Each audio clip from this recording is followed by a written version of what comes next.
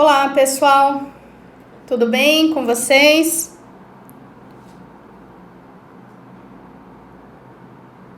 Tudo bom? Vamos iniciar a nossa live, a nossa quarta live a respeito de créditos de PIS e COFINS. Especialmente hoje vamos tratar a respeito de créditos para atividade comercial. Quero confirmar com vocês se todos vocês estão me vendo, se a imagem está ok, se o áudio está ok, se está tudo ok, né?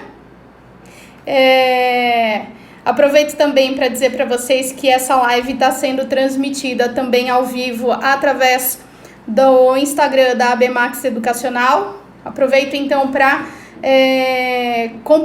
pedir para que vocês compartilhem tanto a live aqui no perfil, né? Clica aí no compartilhar, naquele aviãozinho, né? É um aviãozinho de uma setinha. Compartilhem com os amigos, né? Convidem os colegas a vir participar da nossa live junto, né? Então fica para vocês aqui esse convite, compartilhem com os colegas, né? Na noite, guerreiros do mundo fiscal, né, Nailton? Isso mesmo. Muito bem, Danilo, obrigada por dar o feedback em relação aí ao áudio, ao vídeo. Estou esperando alguns minutinhos o pessoal chegar. Quero lembrar vocês que a nossa live, ela sempre fica gravada ao final e nós carregamos a live tanto no canal da ABMAX Educacional, quanto no YouTube, né? Aliás, no canal do YouTube da ABMAX Educacional. Então, aqueles que por alguma razão não puderem acompanhar integralmente a live, podem assistir novamente, né? Quantas vezes quiserem, depois dentro do canal do YouTube da ABMAX Educacional, tá bom? Sejam muito bem-vindos, né, pessoal? Essa matéria, essa parte da tributação que envolve a não cumulatividade do PIS/COFINS, né, ela tem ali inúmeros debates. Costumo dizer que qualquer linha de crédito, né, das hipóteses de crédito que a gente vai analisar, nós vamos encontrar possibilidades de crédito e também debates e riscos que envolvem. Então, eu fiz uma pesquisa bem extensa, tratando a respeito das decisões lá do CARF, do Conselho Administrativo de Recursos Fiscais. Eu tenho acompanhado diariamente as decisões do CARF, não só as atuais, mas as dos últimos anos, mas as atuais, com certeza, são as mais relevantes. E daí tenho selecionado essas decisões diferentes ou que trazem algum tipo de interpretação que tem prevalecido. Por quê, pessoal? Porque eu entendo que quando nós sabemos como o Tribunal Administrativo vai julgar os nossos recursos, vai julgar se o auto de infração ele é procedente ou não, especialmente em relação à glosa do crédito, quando a gente entende quais são os critérios que o CARF, que os conselheiros do CARF estão analisando como importantes, nós podemos nos precaver, né? A ideia desse estudo dentro de créditos de PIS/COFINS não é só levantar créditos que eventualmente a empresa não tenha apropriado, mas mais do que isso, a ideia é que a gente consiga fazer uma gestão estratégica destes tributos, né? Para a gente reduzir o nosso risco fiscal. Então, nós conseguimos fazer a governança tributária do PIS e da COFINS de duas maneiras. Primeiro, revisando, auditando a nossa apuração de PIS/COFINS, para ter certeza que nós já estamos apropriando todos os créditos que a nossa atividade permite. Porque, afinal de contas, apropriar créditos é uma das formas de reduzir a carga tributária da empresa, mesmo para as pessoas jurídicas que têm saldo credor das contribuições. Porque nesses casos a gente gera um aumento do saldo credor, mas esse saldo credor legítimo, ele é passível de ressarcimento. Então nós podemos converter, digamos, esses valores de créditos escriturais na apuração para valores em dinheiro, né? Que serão usados tanto para compensar com outros tributos federais, vencidos ou vincendos, né, a vencer, como também podem ser objeto de pedidos de restituição, quando a empresa recebe na conta bancária o dinheiro, né, em restituição. Então, essas lives, elas têm como propósito ajudá-los, né, para que todos nós aqui que atuamos junto com a tributação, que a gente consiga fazer uma gestão estratégica da apuração ao PIS e a COFINS. E essa gestão estratégica eu sempre vejo com 2 focos. Um deles, será que nós estamos recolhendo o PIS/COFINS corretamente, né? Será que eu estou apropriando todos os créditos que a minha atividade permite? Ou será que eu tenho outras possibilidades, né? De repente, algum crédito que passou batido, né? Que de repente o precedente no judiciário foi novo, né? E outra situação é na questão de você evitar que você tenha um passivo fiscal. Então, muitas vezes, pessoal, quando eu estou estudando como o CARF tem entendido a interpretação dos créditos, eu me deparo com situações comuns do nosso dia a dia, que muito provavelmente a grande maioria de nós não teríamos percebido aquele erro, né? E daí, de repente, o CARF traz ali uma nova condição, um novo critério, ele arrumou, às vezes eu até brinco, né? Uma picuinha, arrumou ali um pelo em ovo para evitar o crédito. Então, vou compartilhar com vocês.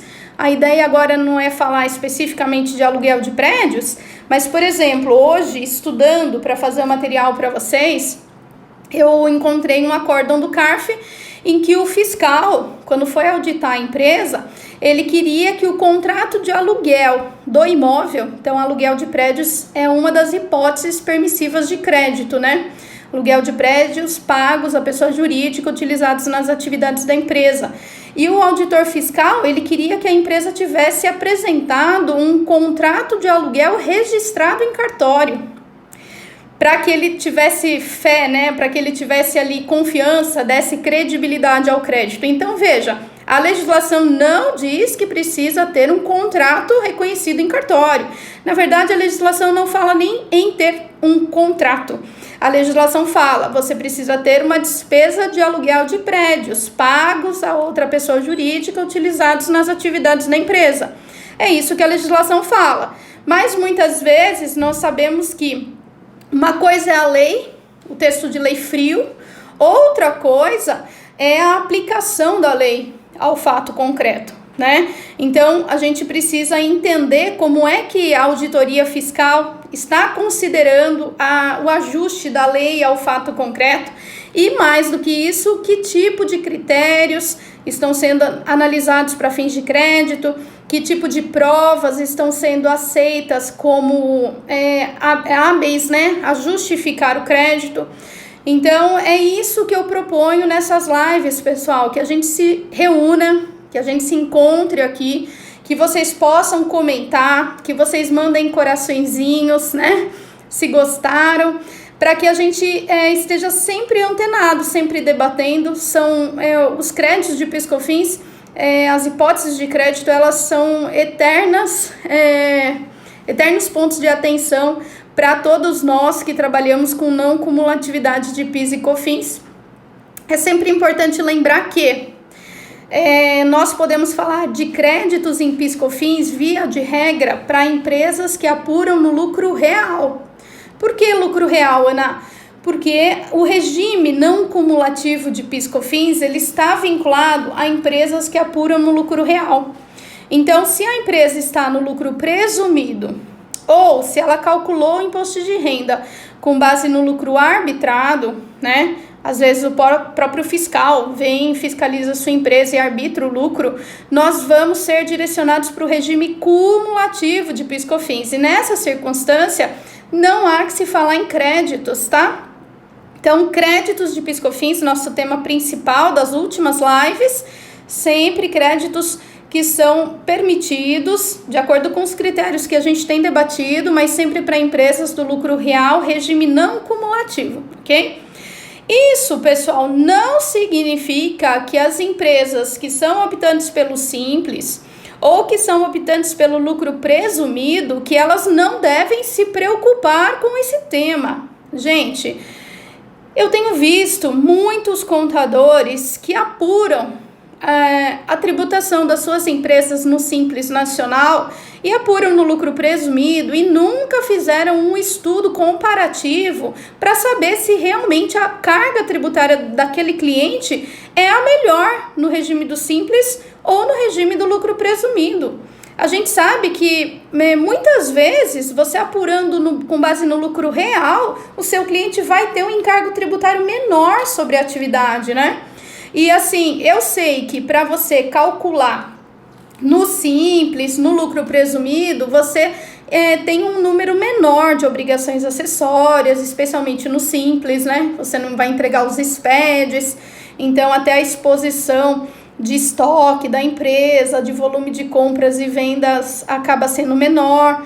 Mas se a gente for ser transparente, se a gente for ser profissional, se a gente for considerar de maneira objetiva, né, a carga tributária da empresa, pode ser que optar por pelo regime do lucro real seja mais vantajoso financeiramente do que manter o nosso cliente no regime do simples ou do lucro presumido. E daí vocês, pessoal, que querem oferecer para o seu cliente um demonstrativo analítico sobre qual regime usar, vocês precisam entender a respeito de crédito de PIS/COFINS, porque é impossível você comparar os regimes para verificar qual carga tributária é menor se você não sabe quais créditos o seu cliente vai poder apropriar, né? Se você não sabe qual vai ser a carga tributária do PIS e da COFINS apurado no regime não cumulativo. E olha, eu já me deparei por vezes com colegas, né, da área de contabilidade que faziam um estudo do lucro real, comparando com o simples e o presumido, considerando apenas imposto de renda e CSL. E daí, gente, essa análise ela não vai ser efetiva, né? Muitas vezes vai ter uma surpresa depois, a hora que fizer a alteração, porque o PIS e a COFINS são tributos extremamente impactantes na apuração da empresa, né? PIS e COFINS no regime não cumulativo representam uma alíquota de 9,25% sobre a receita. Então, você saber se você vai apropriar créditos ou não, com certeza é algo muito determinante para que o seu estudo, né, sua análise comparativa, ela dê resultados, né? Ela não te leve ao engano, né? Você pode ser levado ao erro, achando que o resultado do seu cliente vai ser X, e depois, a hora que faz a alteração do regime, o resultado que é colhido dessa mudança é Y. E daí essa surpresa não agrada a ninguém, né? Salvo se for para favorecer. Mas enfim, fica aqui a minha dica, né? Créditos de PIS/COFINS são temas interessantes para as empresas do lucro real não cumulativo, mas aquele contador que quer empreender, que quer ser um contador, que oferece um serviço diferenciado de qualidade, ele precisa conseguir fazer um estudo sobre o melhor regime para o cliente dele. E para fazer esse estudo analítico entre imposto de renda no lucro real, lucro presumido e simples, ele precisa calcular o PIS e COFINS no regime não cumulativo, e para que ele seja capaz de calcular no regime não cumulativo, o aspecto do crédito é determinante, tudo bem? Vamos lá. Um outro ponto importante aqui da nossa live. Eu construí aqui um material tão bonitinho, né? Elaborei isso para vocês aí durante a tarde toda. Pesquisei mais de 120 decisões do CARF, tratando a respeito de créditos para atividades comerciais. É óbvio que no material eu não reproduzo todas elas, até porque muitas delas são iguais, né? Digamos, dão a mesma orientação, mas todas aquelas que traziam algo novo, algo diferente, né? Um critério novo, enfim. Algumas até, ora dizendo que poderia tomar crédito, ora dizendo que não poderia. Então, esse material, ele vai estar disponível para vocês dentro do da bio do meu Instagram. Então, depois que a gente terminar a live, vocês podem acessar no meu perfil do Instagram, na parte de cima, onde tem a minha identificação, tem um linkzinho lá, chama Linktree. Esse Linktree tem um ícone lá dentro, onde você clica e ele abre um formulário. Nesse formulário, você vai colocar o seu e-mail, onde o nosso pessoal vai encaminhar para vocês o material que eu vou mencionar aqui durante a live, no PDF, tá bom? E daí também lá já tem o convite para que todos vocês venham fazer parte do grupo de estudos em Piscofins que nós temos no WhatsApp. Esse grupo de estudos, pessoal, ele é sempre muito interativo. Todos os dias nós temos ali colegas com dúvidas de Piscofins. Sempre que eu posso, eu contribuo também esclarecendo. Alguns amigos me escrevem, inclusive, no inbox. Mas, enfim, no grupo é legal, porque quando eu não posso responder de imediato, sempre tem algum colega que é da área, que gosta de Piscofins, que trabalha com isso e que tem ali uma saída, tem uma explicação sobre o que fazer. Ou pelo menos a gente tem um debate, né? Um troca a ideia com o outro sobre o que fazer. Então, nesse link, no Linktree, dentro da minha identificação no Instagram, né? Chama bio, dentro da bio, você pode colocar lá a sua opção, quero participar do grupo de estudos. E daí a equipe da ABMAX, ela inclui o WhatsApp de vocês nesse grupo. E o grupo, ele é gratuito, né? Então, você pode participar, convidar seus colegas, enfim. Sejam todos muito bem-vindos à nossa rede de estudos dentro de Piscofins, tudo bem? Depois eu vou ter alguns outros recados adicionais, mas vamos entrar aqui no que interessa, que são os créditos de PIS e COFINS na atividade comercial. Primeiro ponto, no primeiro slide aqui do material eu menciono para vocês, dentre os 11 créditos possíveis que nós temos no artigo 3º da Lei 10.833 de 2003, eu menciono os 11 créditos e dentre os 11 créditos eu destaco aqueles que não geram crédito para atividade comercial. Então eu menciono todos eles, né? E daí dentro deles eu vou dizendo, esse gera crédito ou não gera. Então, por exemplo, inciso 1, né? O inciso 1 do artigo 3º, ele trata bens adquiridos para revenda. É o crédito típico da atividade comercial. Então, ele diz lá, bens adquiridos para revenda, exceto se esses bens forem produtos monofásicos ou se eles forem produtos de substituição tributária. Aí, o item 2 que a gente tem no artigo 3º é o crédito sobre insumos. Então, crédito sobre insumos, pessoal, eu diria para vocês que não é um crédito permitido na atividade comercial. Quando eu digo isso, eu não estou dizendo, pessoal, nunca lancem crédito a título de insumos. O que eu estou dizendo é que existe um risco tributário se você apropriar crédito e lançar esse crédito lá no seu FD Contribuições na linha de insumos. Por quê? Porque se a gente seguir a literalidade do artigo 3º, inciso 2, insumos são gastos, custos e despesas incorridos na produção e na prestação de serviço. Ana, mas nós temos precedentes autorizando crédito para atividades comerciais na linha de insumos. Temos, né? Só que não são a maioria, né? Então, essas situações onde o comércio ganhou crédito na linha de insumos como essencial ou relevante, ainda são situações pontuais, decisões pontuais, como a que eu mencionei para vocês na última live, de crédito da despesa das taxas de administração do cartão de crédito, né? Que a Lojas Colombo, né, ganhou dentro do Poder Judiciário. Mas no CARF, de maneira reiterada, créditos na linha de insumos para atividade comercial é pedir para levar uma fiscalização ou um auto de infração. Se o seu cliente ele está disposto, na verdade, a enfrentar essa demanda administrativa, tudo bem, não acho ruim. O importante é que o nosso cliente esteja consciente desse risco, né? E eu acho válido, se de repente ele tenha consciência do risco e está disposto a levar a discussão, se for o caso, até o Poder Judiciário depois, tudo bem, tá? Então, falei para vocês aqui a respeito de 2 créditos até agora, bens adquiridos para revenda e insumos. Bens adquiridos para revenda, sim, gera crédito, insumos, na minha visão, não. Terceiro crédito, energia elétrica. Então, a atividade comercial pode lançar créditos a título de energia elétrica? Sim, gente, pode lançar sim. Tem que ser energia elétrica ou energia térmica consumida nos estabelecimentos da pessoa jurídica. Então, depois, numa próxima live, nós podemos conversar a respeito de crédito sobre energia. Na última live, quem acompanhou, eu falei bastante a respeito do crédito sobre energia e sobre os riscos, né? Os gaps, aqueles pontos de atenção que nós temos que ter dentro do crédito de energia, onde o fisco costuma autuar. O quarto crédito é o crédito sobre aluguel.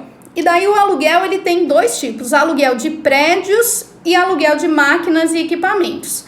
A atividade comercial pode apropriar créditos sobre aluguel de prédios? Sim, pode sim. E aluguel de máquinas e equipamentos? Também pode. Desde que ela pague a pessoa jurídica e desde que esse prédio, essa máquina, esse equipamento sejam utilizados nas atividades da empresa. E daí eu destaco para vocês, quando a legislação fala atividade, ela não está restringindo ao processo produtivo. Então veja, se a atividade comercial, ela comprar aqueles equipamentos que ficam no caixa, né? Você tem um leitor, você tem um computador, não tem? Tem a balança de pesagem, tem o código de barras. Se a atividade comercial comprar aqueles ativos imobilizados, ela não vai poder apropriar crédito de nenhuma natureza, nem em depreciação. Ah, Ana, mas e se a atividade comercial alugar esses equipamentos? Aí sim, aí o crédito é permitido sobre a despesa do aluguel. Por quê, pessoal? Porque são linhas de créditos diferentes. E em sendo linhas de créditos diferentes, as regras aplicáveis também são diferentes, tá bom? Pessoal, eu vou pedir o seguinte, todas essas dúvidas, né, eu vejo aqui o pessoal comenta bastante as dúvidas, é sempre recomendável, postem no grupo, né, no nosso grupo de estudos as dúvidas. Por quê? Porque enquanto eu tô aqui comentando com vocês, né, eu tô num raciocínio dentro daquilo que a gente propôs, muitas vezes eu não vejo a postagem, né, a pessoa, ela posta a dúvida e daí vários outros colegas escrevem na sequência e daí acaba passando batido. Então fica aqui o convite, para acessar o grupo de estudos, vocês acessem o link, Linktree, dentro da minha identificação no Instagram, lá perto da minha fotinho, chama bio. Você clica lá no Linktree, vai ter um formulário onde você vai indicar o seu telefone e WhatsApp, porque para entrar no grupo nós precisamos saber o número do seu WhatsApp, né? Você é inserido no grupo através do seu número do WhatsApp. Então, é por lá que nós vamos pegar os colegas que querem fazer parte do grupo, tá, pessoal? Muitas vezes não adianta mandar só a mensagem aqui no nosso chat, né? Quero entrar no grupo, sem que a gente tenha o seu número, não é possível te incluir. Tudo bem? Então, sigam esse caminho para não correr o risco de você não ser incluído. Todo mundo que preencher lá com o número do WhatsApp vai ser incluído pela equipe aqui da ABMAX dentro do grupo de estudos, que, aliás, é específico para PiscoFins, né? Não é só um, nós temos mais do que um grupo específico para PiscoFins. Então, reforço o convite, é desse jeito que vai funcionar, tá bom? Vamos lá, voltando aos créditos. Aluguel de prédios, já falei. Aluguel de máquinas e equipamentos também pode. Compra de ativos imobilizados. Comprei o computador, comprei a gôndola do supermercado, comprei o freezer, que vai armazenar lá os congelados. Posso tomar crédito de PIS e COFINS nessas compras, pessoal? Não posso. Por que eu não posso tomar o crédito nessas compras? Porque o inciso 5º, que trata dos créditos sobre ativos imobilizados, ele diz que ativos imobilizados só geram crédito se esses ativos são adquiridos para produção, para serem usados na produção, ou para serem usados na locação a terceiros, ou para serem utilizados na prestação de serviços. Então, no supermercado, por exemplo, o freezer que armazena o frango, né, os congelados, ele não está sendo utilizado nem para produção nem está sendo locado a terceiros e também não está sendo utilizado na prestação de serviço a um terceiro. Ele está sendo utilizado na atividade comercial. E daí, se você seguir a literalidade da lei, esse inciso 5º não permite que a atividade comercial aproprie créditos na linha de compras de ativos imobilizados, que muitas vezes é chamado no mercado contábil como crédito sobre depreciação. Muitas atividades comerciais erram nesse ponto, pessoal. Por quê? Porque para o ICMS o crédito é permitido, né? E daí você pensa, poxa, se para o ICMS, que é o ICMS muito mais rígido, né, créditos muito mais limitados, eu tenho crédito, por que em PIS/COFINS eu não teria, né? Me parece até um tanto óbvio que deveria ter, mas não tem. E depois, a hora que a empresa é fiscalizada, o fiscal vai autuar e vai glosar esse crédito, tudo bem, pessoal? Então, cuidado. O próximo item que a gente tem é o gasto com edificações e benfeitorias, né? Então, edificação, construir o prédio. Benfeitoria, reformar o prédio. Então, se a atividade comercial, ela compra um terreno e vai construir o prédio, ela vai ter direito a crédito sobre os gastos que ela incorre na depreciação, na amortização daquela edificação? Sim, vai ter esse direito, tá? A compra do imobilizado não, mas e a edificação, os gastos na edificação? Daí sim.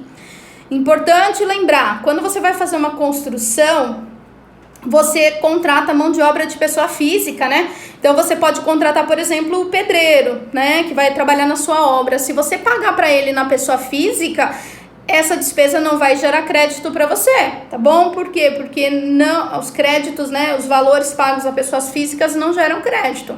Ok? Então, atenção. E que mais? Depois de benfeitorias e edificações, nós temos o crédito de devolução de vendas. Então, atividade comercial, vendeu. O cliente, por alguma razão, devolveu, toma crédito na entrada, né? Crédito de quanto? Daquele PIS e COFINS pago no momento da venda. O que mais que a gente tem?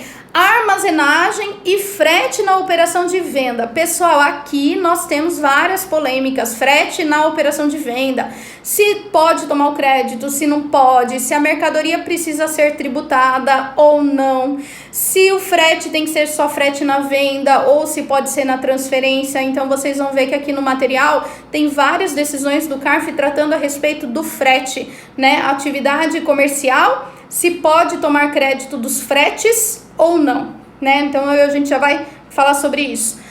E além do armazenagem e frete na operação de venda, nós temos um último crédito que ele é relativamente novo na legislação. Novo por quê? Porque ele entrou em 2015, né, na legislação, que é o crédito sobre ativos intangíveis. Então a atividade comercial pode tomar crédito quando ela compra um ativo intangível? Não, não pode, pessoal. O crédito sobre ativos intangíveis é vinculado especificamente para atividade industrial e para prestação de serviço. Então, fazendo um resumo, o que a atividade comercial não pode tomar de crédito ou existe um risco se ela tomar? Crédito sobre insumos, crédito sobre compra de ativos imobilizados e crédito sobre compra de ativos intangíveis. Todos os outros créditos a atividade comercial pode apropriar. O que precisa? Tomar cuidado com os critérios, né? Saber se você tem a documentação e entender quais são ali os reflexos, né? Que tipo de pontos de atenção a Receita Federal tem tido dentro daqueles créditos, tá bom? Então, eu vou passar aqui para o nosso próximo slide, onde eu trago para vocês um precedente do CARF tratando a respeito de transferência de produtos acabados. Então, vamos lá. É uma operação de saída, então é um frete na saída. Frete nas saídas, pessoal, eles devem estar dentro da linha, na hipótese de crédito, sobre armazenagem e frete na operação de venda, tá? Então, esse precedente específico, ele fala lá, deve ser considerado como crédito a despesa de frete para transferência do produto entre estabelecimentos da mesma pessoa jurídica, ainda que esse produto esteja acabado. Então, que situação é essa, Ana? A indústria produziu, o produto está acabado E daí eu contrato uma transportadora para levar o meu produto lá da indústria até o centro de distribuição. Essa operação da indústria para o centro de distribuição não é uma venda, tipicamente falando. É uma operação de transferência, né? Sai do CNPJ A e vai para o CNPJ B, mas da mesma pessoa jurídica. Então, por muito tempo, a Receita Federal entendeu que esse crédito não era permitido. Por quê? Porque não é uma operação típica de venda. Mas, se vocês pegarem a legislação, o artigo 3º, e a gente vai lá ler, né, no texto de lei, o que a gente observa? Que a legislação permite crédito do frete na operação de venda. E daí, ao longo dos anos, o CARF foi flexibilizando essa interpretação e hoje ele entende que operação de venda contempla também, na operação de venda, o frete da transferência do produto acabado da unidade industrial para a unidade atacadista ou distribuidor, tá? E depois, quando o distribuidor vende efetivamente para o cliente final, ali tem um novo crédito, mas aí não tão arriscado, né, ou não, sem tantas dúvidas, porque na operação do distribuidor ao cliente, aí a gente tem ali efetivamente uma venda, tá? Então aqui no material tô mencionando para vocês que decisão é essa. Ela foi tomada, né, numa sessão de julgamento de dezembro de 2019, então bem recente, em que o CARF reconhece sim o frete na transferência de produtos acabados como passível de crédito, tá? Que mais? Aqui, pessoal, olha só que interessante, essa decisão, uma decisão inusitada, até eu mencionei ela aqui, porque achei ela bem diferente do que eu tenho visto. Uma decisão dizendo que a aquisição de fornecedores que estão irregulares pelo fisco, desde que você comprove a efetiva compra, né? Desde que você comprove que efetivamente adquiriu a mercadoria, não importa se o seu fornecedor está irregular ou não está, o seu crédito está garantido, né? É uma decisão bem diferente. Por que é diferente? Porque eu tenho enfatizado com vocês que para que a gente tenha o nosso crédito de maneira legítima, que a gente precisa confirmar se o nosso fornecedor é um fornecedor regular, se ele está idôneo, se ele exerce a atividade dele no local onde ele se declara existir, né, nos cadastros, tudo isso. Então eu tenho alertado vocês de maneira reiterada, confirmem se vocês estão negociando com fornecedores regulares, fornecedores idôneos. E daí hoje me deparei, na hora de fazer o estudo aqui para vocês, com uma decisão dizendo que não importa, teoricamente, se o meu fornecedor estava irregular ou não no momento da compra, desde que eu possa comprovar efetivamente aquela operação, comprovar que efetivamente a mercadoria chegou até mim, tá? Então, né, Marcelo, até comentando aqui, o Marcelo contribui bastante nos nossos grupos, né? Muito obrigada, viu, Marcelo? Sempre com precedentes do CARF. Então, aí eu coloco para vocês uma decisão bem diferente, e, a meu ver, é vantajosa, né, para o contribuinte, serve como precedente numa eventual fiscalização que a minha empresa sofra, né? Eu posso usar esse precedente como fundamento na minha defesa. E outra coisa, olha que interessante essa decisão, ela fala do crédito quando o meu fornecedor é uma sociedade cooperativa. Então, outro ponto de atenção, esses dias no grupo de estudos a gente debateu essa questão. Uma empresa do lucro real, então uma sociedade cooperativa do lucro real, ela, como regra, se ela é do lucro real, o regime padrão dela é a não cumulatividade, não é isso? Só que se ela é uma atividade de sociedade cooperativa, via de regra, as sociedades cooperativas de uma maneira geral, né, exceto as de produção agropecuária de consumo, as sociedades cooperativas de modo geral, elas são do regime cumulativo obrigatório, pessoal. Então significa, Ana, eu sou do lucro real para o imposto de renda, mas a minha constituição é como sociedade cooperativa. Eu vou apurar PIS e COFINS como? Vou apurar no regime cumulativo obrigatório, pessoal. Então sociedades cooperativas, elas têm créditos de PIS e COFINS? Não, se elas forem sociedades cooperativas, exceto as de produção agropecuária e de consumo, elas vão apurar PIS e COFINS no regime cumulativo, ainda que elas sejam do lucro real. Muitos contadores esquecem dessas exceções e daí só porque está no lucro real, já tributa tudo como sendo lucro real e às vezes até apropria créditos, o que está errado. Por isso que a gente precisa estar sempre falando de novo da tributação para relembrar essas regras, né? Importante isso. E daí o que essa decisão que falou tanto do crédito do fornecedor inidôneo, ele também trouxe? Trouxe que quando eu compro de uma sociedade cooperativa, ela vai tributar sobre a receita dela 0,65 de PIS, 3% de COFINS, que é o PIS/COFINS cumulativo. E eu, Ana, que estou adquirindo, vou tomar crédito só de 0,65 e 3%? Não, o meu crédito vai ser na alíquota padrão da não cumulatividade.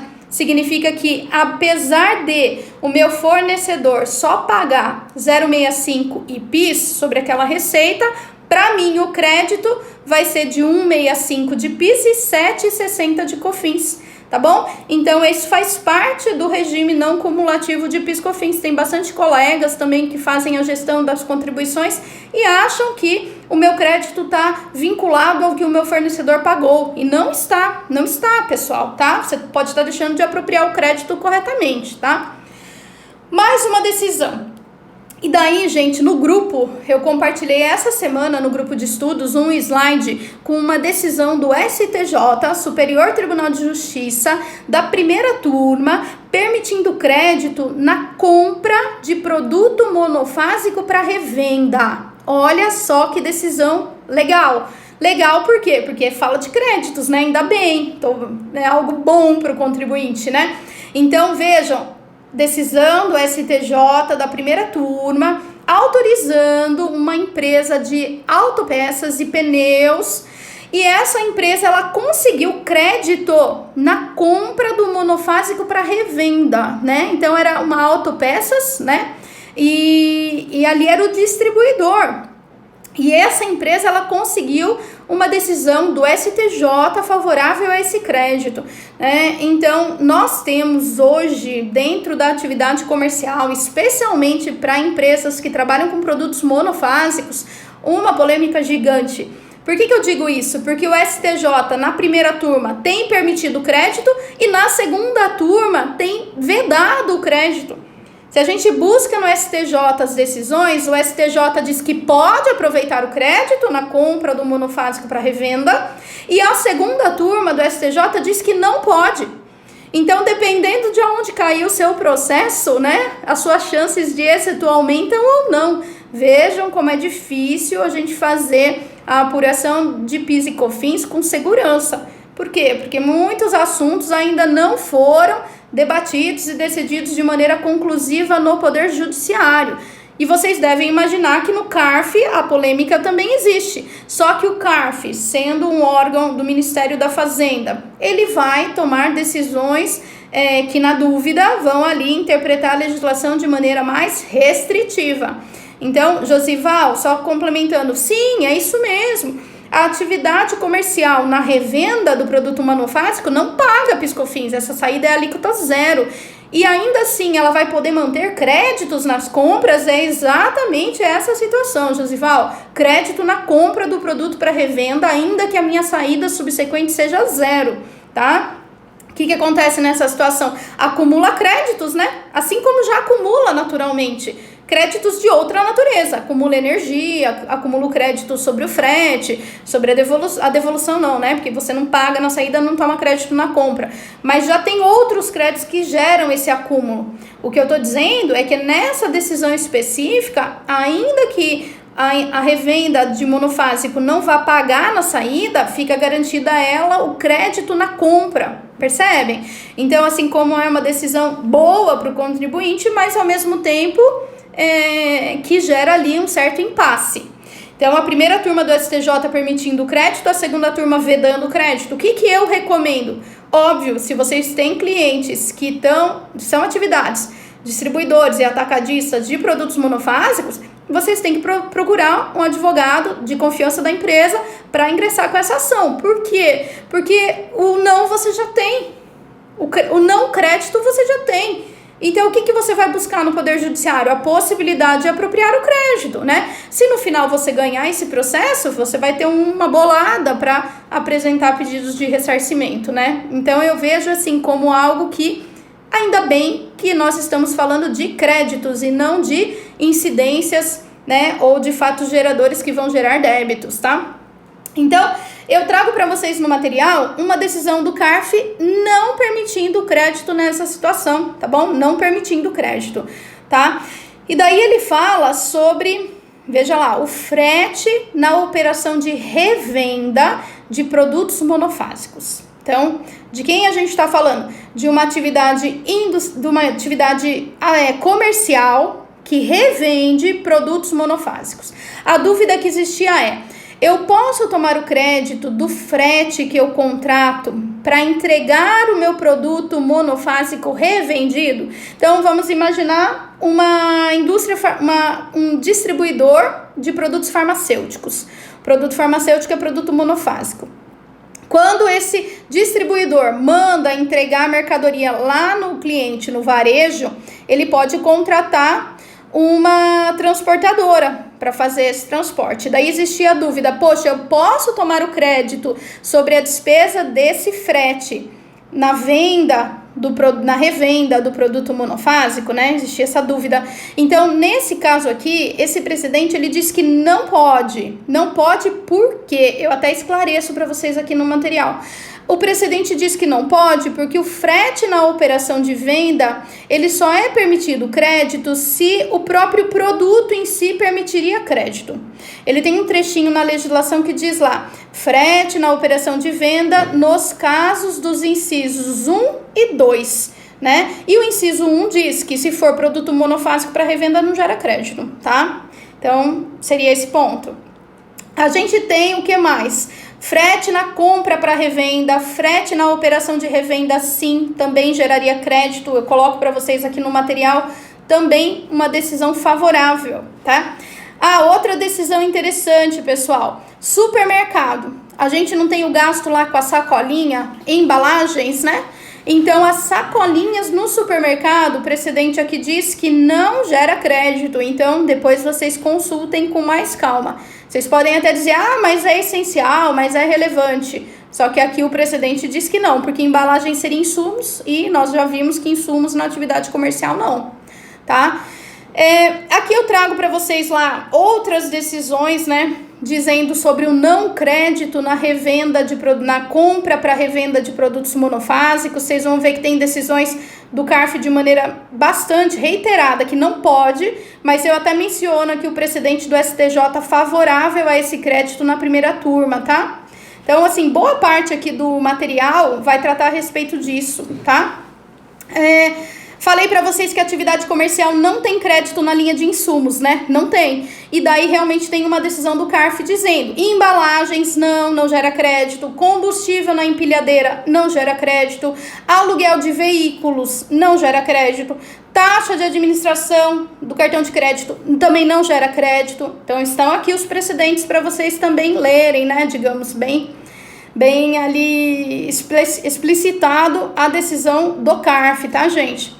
E daí essa questão de aquisição de monofásico, se gera crédito ou não, vai depender um pouco de cada um de vocês, se vocês querem correr o risco ou não, tá bom? Sobre o frete, né, na compra do monofásico para revenda, nós temos precedentes favoráveis ao crédito e desfavoráveis. Então eu trago para vocês uma decisão favorável, em que o conselheiro disse: o frete é autônomo, ele é independente da mercadoria em si. E trago para vocês um precedente desfavorável, em que o conselheiro disse: não, o frete só pode tomar crédito se o próprio produto gera crédito, tá? Então, assim, cuidado aqui com esses precedentes. A gente precisa sempre fazer ali, como não existe uma posição final, e a gente precisa fazer uma análise de risco, tá? E é isso que eu tento contribuir para vocês aqui, tá bom? Bom, eu encerro aqui os slides tratando a respeito de créditos na atividade comercial. Vocês viram que por muitas vezes eu falei a respeito do frete. Os slides aqui são 14 slides tratando a respeito de decisões do CARF. A nossa live, ela sempre fica vinculada ali a 1 hora, né? Então eu tenho que tomar cuidado, porque senão é perigoso que a minha fala fique, né, pela metade. Quero dar alguns recados paroquiais aqui, né? Sempre temos recados paroquiais. Então, primeiro deles aqui, para receber o conteúdo, esse conteúdo que eu estou mencionando para vocês aqui. Ah, mencionei uma decisão do CARF, aonde que eu encontro o número dessa decisão, né? O que ela diz? Está no nosso material, nesse arquivo que eu criei para vocês com o maior carinho. Para receber esse arquivo, pessoal, vocês precisam acessar o link que está no meu Instagram, lá na minha identificação, vai lá em cima na minha fotinho, logo embaixo tem um link, chama Linktree. Esse link abre uma página onde você consegue colocar o seu nome, seu e-mail, e se você quiser participar do nosso grupo de estudos, que eu mencionei para vocês diversas vezes aqui, é um grupo super legal, tem profissionais altamente qualificados, muita gente interessante, né, falando a respeito de PIS/COFINS lá. E daí, para participar do grupo, eu preciso ter o número do seu WhatsApp, porque é através do seu número que você entra no grupo. Então, é nesse formulário que você preenche e amanhã de manhã, no máximo até amanhã de manhã, nossa equipe aqui da ABMAX inclui todo mundo lá, tá? Dentro do limite lá de vagas que a gente tem, tá bom? Que mais que eu tenho aqui de recados para vocês?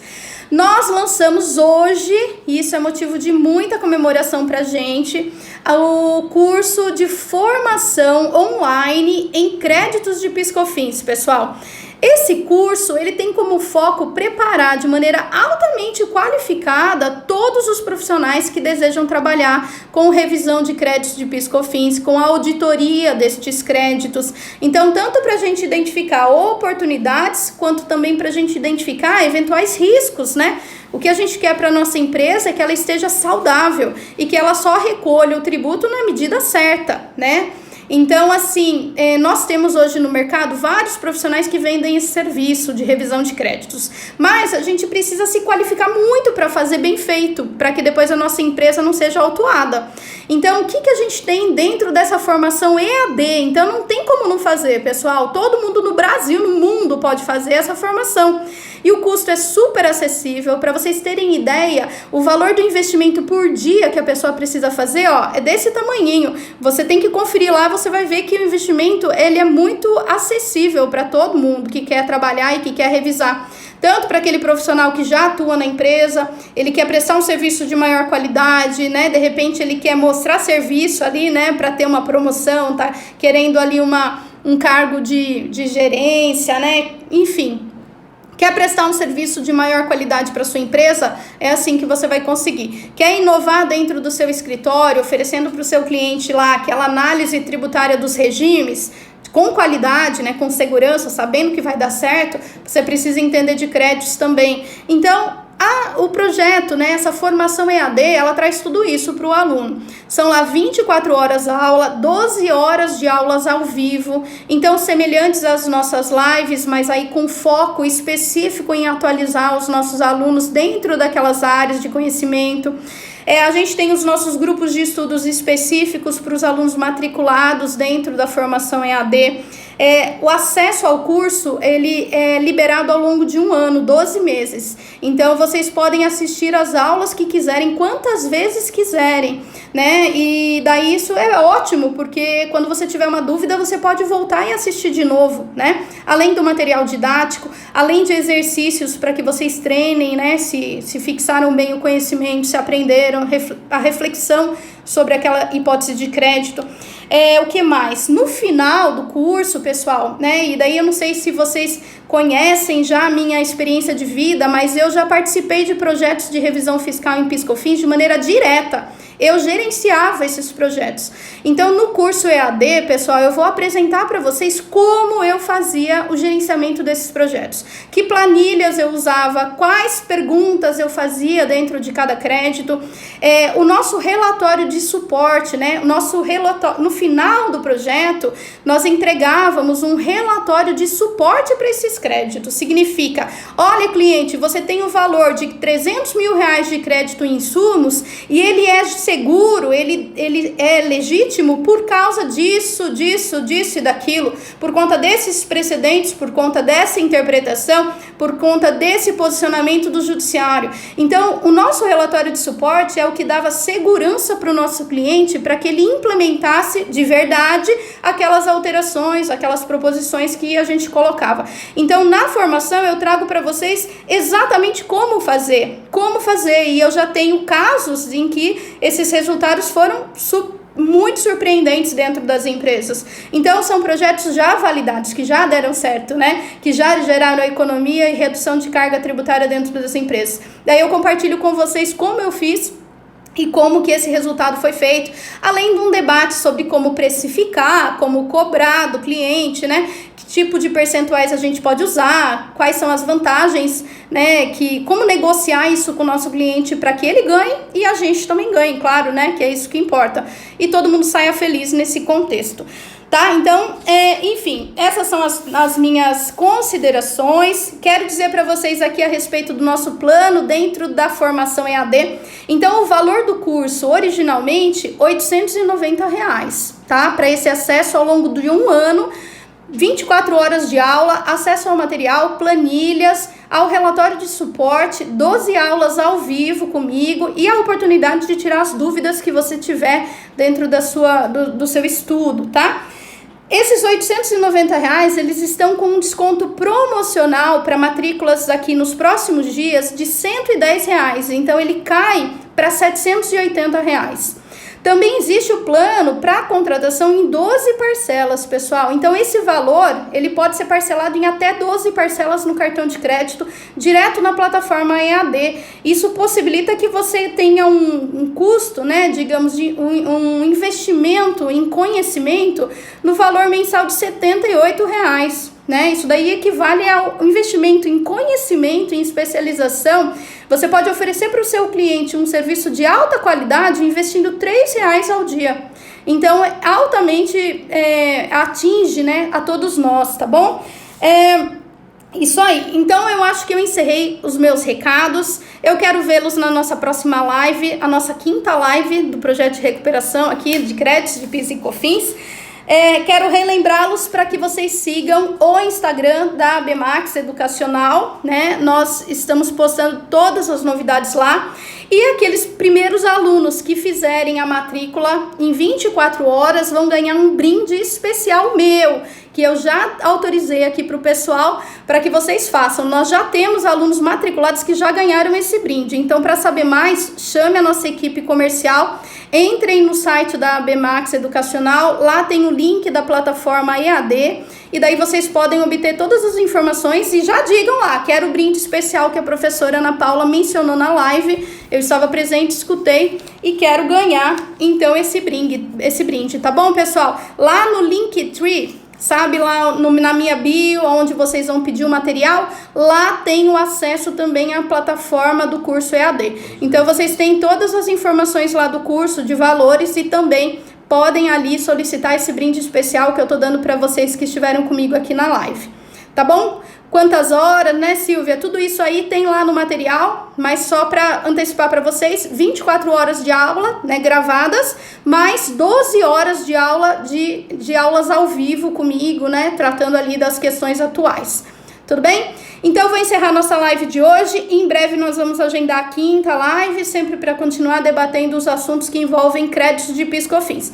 Desejo de todo o meu coração muita saúde, muito sucesso, muitos negócios novos, que vocês tenham as promoções, que vocês tenham novos clientes, que venha o rendimento para dentro da nossa casa e que vocês sejam profissionais cada vez de mais sucesso. Que 2020, apesar dessa crise, seja um ano marcante para só notícias boas para todos nós. Tá bom? Muito obrigado pela presença, pelo carinho, pelos coraçõezinhos que foram postados. Eu faço tudo isso de coração aberto. Quero mesmo ver vocês crescendo e tendo muito sucesso na área contábil e tributária. Tá bom? Um grande abraço, pessoal. Fiquem com Deus. Tchau, tchau.